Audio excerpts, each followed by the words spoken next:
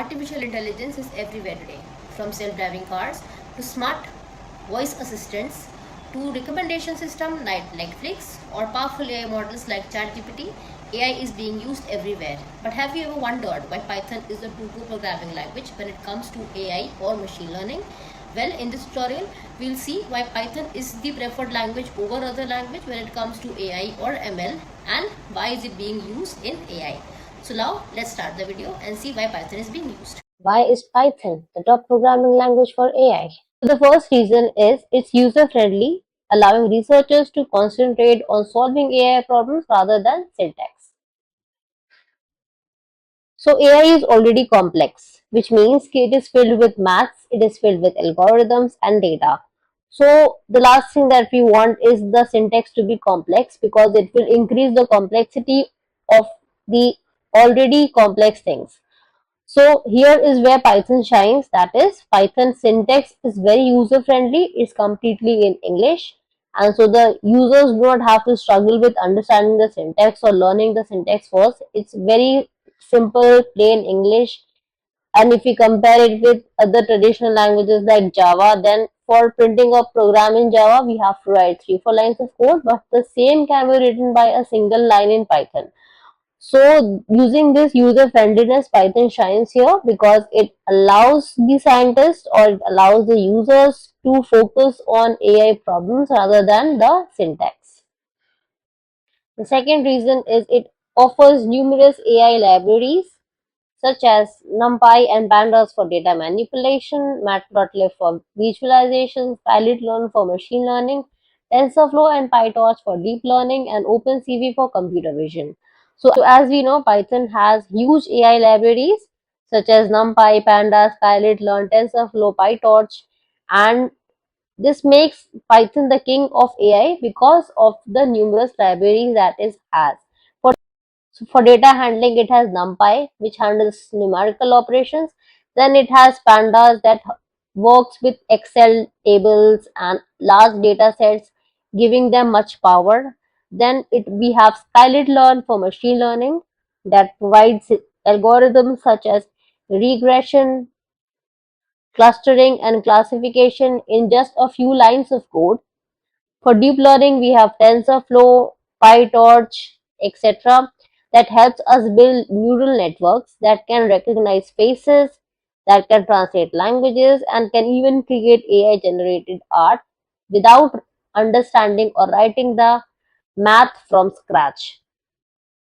So, using the numerous AI libraries, we can build a face recognition app where we do not have to spend months coding and understanding complex formulas. And using these Python libraries, we can import a pre-built module and start training a model immediately. So this means creating an AI development is much faster, cheaper, and accessible. So by companies such as Google, Meta, and OpenAI are using Python to build their data or AI frameworks. And the reason number three is Python has a large community providing more tutorials, open source projects, and quicker support when needed. So whenever you are stuck somewhere, whenever you want some kind of a help, whenever you think that you need some kind of assistance, then Python has a very large community to help. If you want some tutorials to understand a few things, if you want to understand NumPy, if you want to understand Pandas, or if you want to understand how to create an application using those, then you will find those tutorials easily online. Open source projects can be found, and if you are stuck somewhere, then quicker support is always there when needed, because Python community is very huge owing to the success in data science and owing to the simplicity that it has. All right, so what are the real AI projects that we can build using Python? Well, we can create an AI chatbot and assistants such as ChatGPT using Python and libraries such as NTLK, Spacy, TensorFlow, and PyTorch. Enable the development of chatbots capable of understanding natural language, processing user queries, and generating relevant responses. So they are widely used in customer support to handle routine inquiries, provide instant assistance and guide users through common issues, reducing the workload of human agents. Then we have image recognition systems with libraries such as OpenCV, Skylit Image, and deep learning framework like TensorFlow and PyTorch. Python can develop image recognition systems ranging from security systems to user authentication, enabling the identification and verification of individuals based on their facial features. So they can categorize objects within images and videos and can be used in medical imaging and analysis as well. Then we have AI for games and simulations, where Python is well suited for creating both simple games and simulations due to its extensive libraries, with Pygame being a popular choice for graphics and multimedia, and Panda 3D for 3D graphics and games, and Panda 3D for 3D graphics and games. Also, different libraries such as PyMonk can be also used as option for graphical applications. So basically Python's strength lies in rapid prototyping, learning and tasks in scenarios such as game design. Then we have predictive models for business and healthcare. Python is highly effective for building predictive models in business and healthcare due to its rich ecosystem of libraries such as Pandas, NumPy, Scikit-learn, which can facilitate data manipulation, numerical operations, and also machine learning. So, in business as well, Python can predict customer behavior, it can identify fraud, and it can optimize pricing. And for healthcare, it is used for early disease detection, drug discovery, personalized treatment, predicting patient admissions, and managing hospital resources. The next one is autonomous driving simulations. Due to its extensive libraries for computer vision such as OpenCV, neural networks, TensorFlow, and game development, game simulators as well as driving simulators can also be created using Pygame and sensor-based controls and other things. So Python APIs offer complex 3D environments, advanced sensor models, and reinforcement learning integration to give the user an experience of autonomous driving simulation.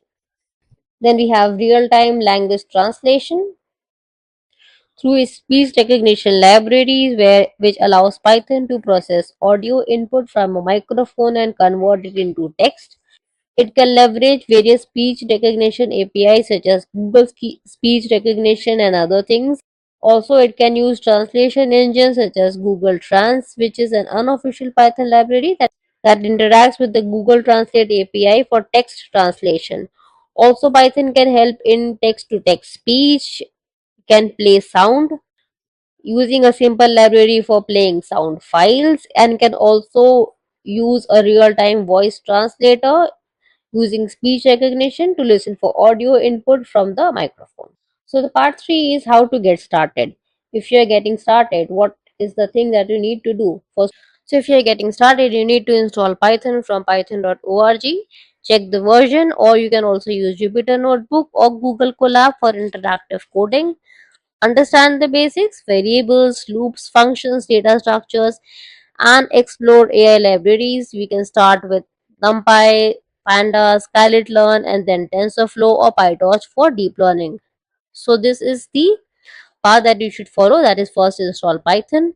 Then if you want to use Jupyter Notebook, then you can use Jupyter Notebook and use Google Colab for interactive coding, which opens in the browser. Understand the basics of Python such as variables, loops, functions, data structures, etc. And then you can explore various AI libraries, starting with NumPy, Pandas, and then Scikit-learn, TensorFlow, PyTorch to understand deep learning. So this is the way which you can get started. Then part 4 is what are the resources and the next step that you should take once you have understood all of these things. So the next step is you can go to, so one of the resources of Python is python.org docs, which will help you to understand the basics of Python and also what is the uses of Python, how where is Python used, how can you use them effectively using the python.org docs, which is the on the official website of Python. Then you can also use Kaggle for data science competitions and notebooks. So Kaggle is a data science competition platform and online community for data scientists and machine learning practitioners under Google LC. Kaggle enables users to find and publish datasets, explore and build models in a web-based data environment, and also work with other data scientists and machine learning engineers to solve data science challenges. So the next resource that you can use is Fast AI, which is a deep learning library designed to support both researchers and practitioners. So it can offer low level components for developing custom models as well as high level abstractions. So this is a fantastic starting point for anyone who is interested in deep learning, and it is a valuable tool for both beginners and experienced practitioners. The next resource that you can use is Google Colab, which is a pre-Python environment with GPU support. Google Colab is much like Jupyter Notebook that you can use, and with Google Colab, you get a free Python environment with GPU support, which helps you to create AI applications, or which helps you to code in Python and use different AI libraries to practice them. So Python is the entry point to the future.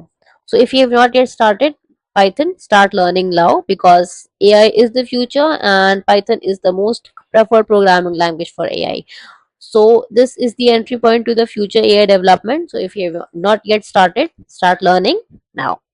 So this was all for this video. If you found this useful, please like, subscribe and comment on your desired AI project. And do not forget to like, share, and subscribe. Keep learning, keep growing. Thank you very much. I'll see you in the next video. Till then, bye bye.